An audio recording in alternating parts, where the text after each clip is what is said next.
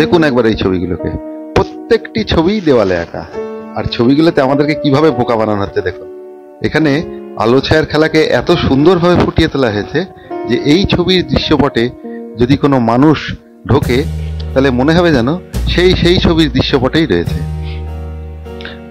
কোনো মিথ্যে জিনিসকে যখন আমাদের সামনে, আমাদের মগজে বা আমাদের চিন্তা ভাবনায় ভুলভাবে ঢুকিয়ে দেওয়া হয় এবং আমরা যখন সেই ভুল জিনিসটাকেই ঠিক বলে চিন্তা করি, তখন আমাদের কাছে সেই ভুল জিনিসটাই সত্যি বলে মনে হয়।